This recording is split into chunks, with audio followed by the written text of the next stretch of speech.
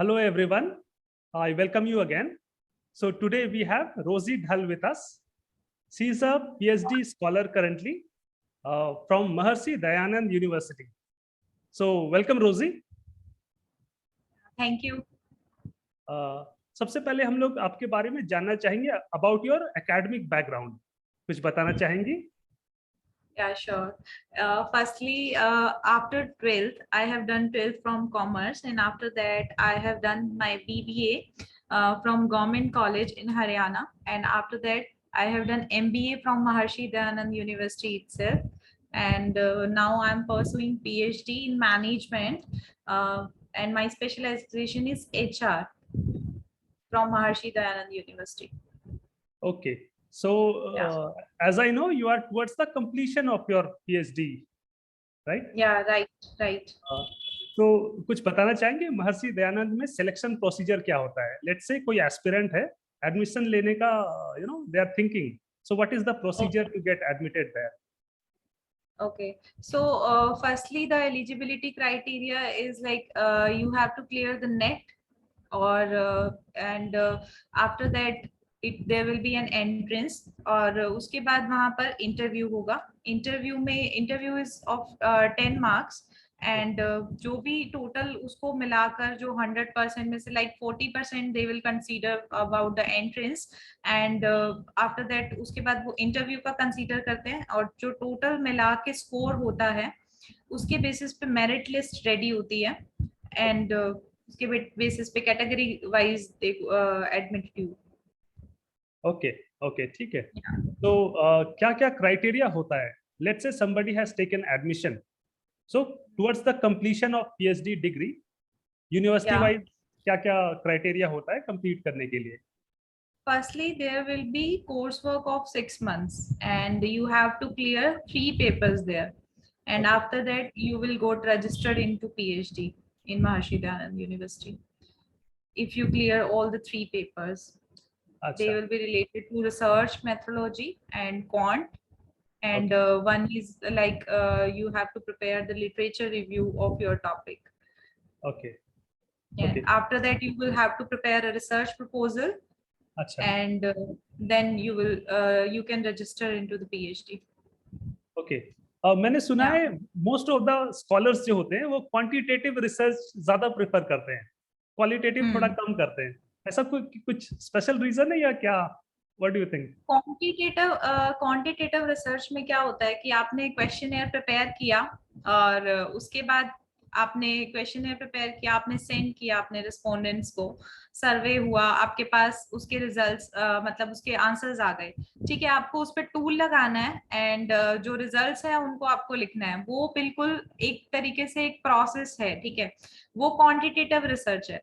लेकिन जब qualitative research की बात आती है, जैसे मैं आपको अपना एक्सपीरियंस शेयर करूं, तो मेरी थीसिस में क्या हुआ कि आई हैव 4 ऑब्जेक्टिव्स. मेरा टॉपिक था वर्क प्लेस बुलिंग, ठीक है, फॉर IT सेक्टर. जब मैंने अपना टॉपिक चूज किया, एट दैट टाइम बहुत सारी न्यूज़पेपर में न्यूज आ रही थी कि people are suffering from workplace bullying, उनको ओवर टाइम बिठाया जाता है, ठीक है, पे नहीं किया जाता है, और इवन बहुत अच्छी अच्छी कंपनीज के एम्प्लॉय भी इससे रिलेटेड कंप्लेन कर रहे थे, लाइक इन्फोसिस हो गया या विप्रो हो गया. तो मुझे लगा कि जो भी, फिर उसके बाद मैंने रिसर्च देखी, वो सिर्फ हॉस्पिटैलिटी सेक्टर पे हुई थी, अबाउट नर्सेस. आप अगर वर्क प्लेस बुलिंग का टॉपिक डालोगे तो उसमें सिर्फ आपको नर्सेस के ऊपर ही रिसर्च मिलेगी.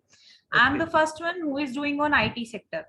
अरे वाह. सो यस, सो अभी इंडिया में ये इतना टॉपिक जो है पॉपुलर नहीं है, वर्क प्लेस बुलिंग. अगर आप किसी से बात करो तो वो कहेंगे क्या टॉपिक है, मतलब बुलिंग कहाँ होती है, बुलिंग रैगिंग होती है कॉलेजेस में होती है, बुलिंग कहाँ होती है. बट जो अगर दूसरी कंट्रीज में बात करें तो इससे रिलेटेड इंस्टीट्यूट्स भी बन रहे हैं, स्पेशल बुलिंग से रिलेटेड. तो उस टाइम पे जब मैंने टॉपिक चूज किया तो मैंने 4 ऑब्जेक्टिव लिए. तो उस टाइम पे क्या था कि 2 is quantitative and 2 is qualitative. अच्छा. सो आई वाज नॉट अवेयर कि मुझे about quantitative I was aware कि मुझे कौन कौन सा टूल लगाना है, and I have given that in my research proposal. But about the qualitative I was not sure कि मैं इसको कैसे करूंगी. सो क्वालिटेटिव में क्या हुआ कि आप उसको दो तरीके से कर सकते हो, आप उसको लिटरेचर की हेल्प से भी कर सकते हो कि ऑलरेडी जिन लोगों ने उस पर रिसर्च किया है उनके क्या रिजल्ट्स हैं, आप उनको अपनी थीसिस में राइट कर दो, that is one way. And another way is जो आजकल पॉपुलर है, that is the bibliometric analysis, thematic analysis. आप उससे रिलेटेड सिस्टमेटिक लिटरेचर रिव्यू करके उसको जस्टिफाई कर सकते हो। सो जब मेरा कंप्लीशन का बात आया तो मैं पहले I was choosing the first way, जो क्या था कि ऑलरेडी जितने भी रिसर्चर्स ने किया है उसको मैं लिखकर जस्टिफाई कर दूंगी कि उनका रिजल्ट ये था जो मैंने उससे देखा, ठीक है, रिसर्च करके। तो मैंने सोचा कि उससे जस्टिफाई हो जाएगा, but when I talk to the experts they were saying कि आपको थीमेटिक एनालिसिस लगाना है।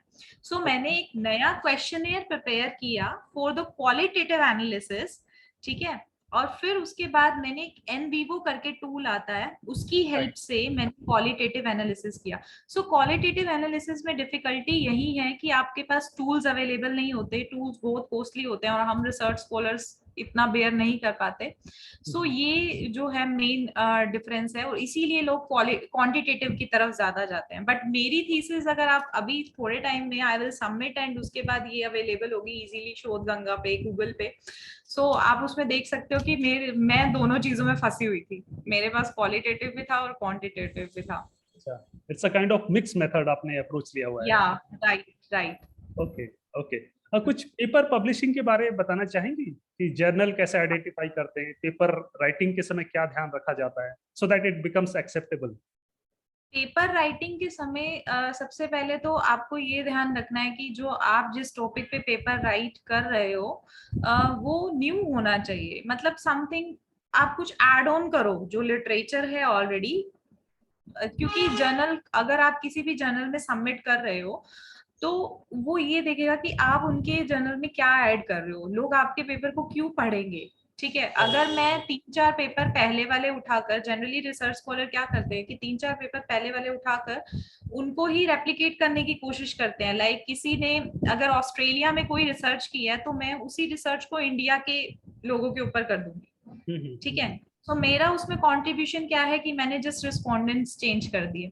सो ऐसा नहीं होना चाहिए, मतलब आपको कुछ न्यू ऐड करना है। पेपर पब्लिश होता है, ऑब्वियसली होता है, मेरे पास 4 स्कॉपस पेपर्स हैं, ठीक है, जिसमें से 2 ABDC लिस्ट के हैं। अगर if you are aware about ABDC list, Australian. हाँ, सो मेरे पास 2 पेपर ABDC लिस्ट के भी हैं। सो आपको इतना मतलब स्ट्रगल नहीं करना पड़ता अगर आपके पास कोई न्यू कॉन्सेप्ट है तो।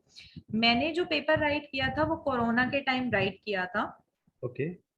और कोविड के ऊपर ही राइट किया था कि कोविड का डिफरेंट स्टॉक मार्केट इंडेक्सेस पे क्या इफेक्ट है। सो उसके ऊपर क्या, तो पेपर सबसे पहले राइट करने से पहले आपको ये ध्यान रखना है कि आपकी रिसर्च प्रॉब्लम क्या है, ठीक है, आपका रिसर्च क्वेश्चन क्या है। और उसके अलावा जो मेन पार्ट होता है that is introduction part. Introduction part को ही हम सबसे ज्यादा लाइटली लेते हैं, लेकिन कोई भी पेपर पढ़ने वाला है ना वो सबसे पहले इंट्रोडक्शन पार्ट ही पढ़ेगा। क्योंकि अगर मान लो कि आप और मैं अवेयर नहीं है कि मैंने कौन सा टूल लगाया है, सो एनालिसिस पार्ट मेरे काम का नहीं है, लेकिन इंट्रोडक्शन पार्ट को देखकर मैं ये समझ पाऊंगी कि ये पेपर है किस बारे में। सो इंट्रोडक्शन पार्ट बहुत इंपॉर्टेंट होता है पेपर लिखने के लिए। और सेकेंड इज इम्प्लीकेशन पार्ट। अच्छा। 2 टाइप की इम्प्लीकेशंस होती हैं, दैट इज थियोरेटिकल और मैनेजरियल इम्प्लीकेशन। थियोरेटिकल इम्प्लीकेशन आपका ये कहते हैं कि आपने इसमें कौन सा बेस लिया है, कौन सी थियोरी ली है, ठीक है। जैसे मैं बात करूं नॉर्मल की, मैंने बोला कि वर्क प्लेस बुलिंग जैसे मेरा टॉपिक है तो मैं उसका इफेक्ट चेक कर रही हूँ जॉब परफॉर्मेंस पे, लेकिन मैं कौन से बेसिस पे चेक कर रही हूँ कि work place bullying job performance को इफेक्ट करेगा, हाउ, मैं ये किस बेसिस पे कह रही हूँ। सो इसके पीछे कोई ना कोई थियोरी होनी चाहिए, किसी मतलब जो उसको बेस प्रोवाइड करे। जैसे मेरी जो थीसिस है उसको बेस प्रोवाइड करती है स्ट्रेसर स्ट्रेन थ्योरी।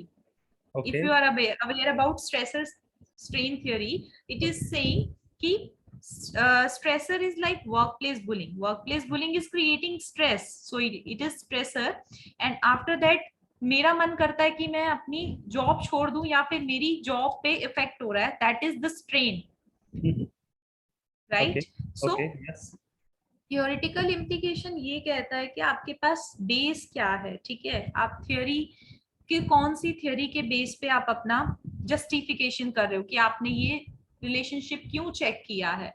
जैसे मैं कहूँ कि मैंने रेन का रिलेशनशिप चेक कर लिया क्रॉप पे, so there is some relationship ना कि Right, रेन की वजह से right, क्रॉप को इफेक्ट होता है, ठीक है। right, right. बट अगर मैं रेन की वजह से अपनी हेल्थ का या किसी और चीज का रिलेशनशिप चेक कर रही हूँ, दोनों में कोई कोरिलेशन ही नहीं है, सो वो उसकी कोई थियरी ही नहीं है, तो वो कोई बेस प्रोवाइड नहीं करेगा, यूजलेस है, ठीक है। Okay, and okay, second is managerial implication, जो ये बताएगा कि आपका जो पेपर है उससे जो पॉलिसी मेकर्स हैं या उससे रिलेटेड जो स्टेक होल्डर्स हैं या इंटरेस्टेड पीपल हैं उनको कैसे इफेक्ट पड़ेगा, ठीक है। okay, और फ्यूचर एजेंडा भी होना चाहिए कि जो ऑलरेडी रिसर्च स्कॉलर्स आपके पेपर को रीड करने वाले हैं उनके लिए उसमें क्या इम्पोर्टेंट है कि वो आगे उसी चीज को अगर फर्दर कंटिन्यू करना चाहते हैं तो आपने ऐसा क्या छोड़ा है जो वो आगे कंटिन्यू कर सके। जो मैं कह रही हूँ ना कि रेप्लिकेट करना है, तो रेप्लिकेट करने की जगह आप अपने रिसर्च पेपर में पहले से ही फ्यूचर एजेंडा भी दे सकते हो कि आपको फर्दर जो अगला रिसर्चर है वो किस चीज पे और फर्दर रिसर्च कंटिन्यू कर सकता है आप ही के टॉपिक पे। okay, okay. या Wonderful. Thank you for sharing your experience with all of us. और कुछ थैंक बताना चाहेंगे, कुछ कहना चाहेंगे हमारे दर्शकों को from your you. experience about PhD?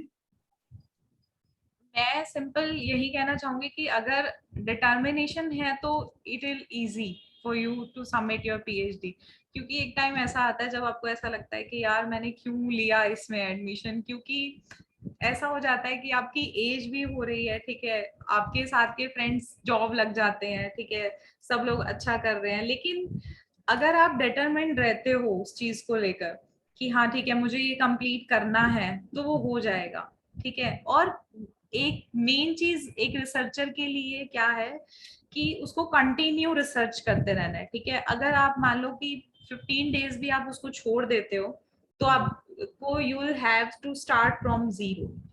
तो कंटिन्यूसली रिसर्च करना बहुत जरूरी है कि अगर मान लो आप टाइम नहीं दे पा रहे हो अपनी थीसिस को तो आप कुछ भी रीड करो, कुछ पेपर रीड कर लो, कुछ अपने टॉपिक से रिलेटेड रिसर्च पेपर रीड करो, कुछ ना कुछ आप एड ऑन करते चलो अपनी थीसिस में, बस स्टॉप नहीं होना है, क्योंकि अगर स्टॉप हो गए तो फिर दोबारा से वहीं से स्टार्ट करना पड़ता है।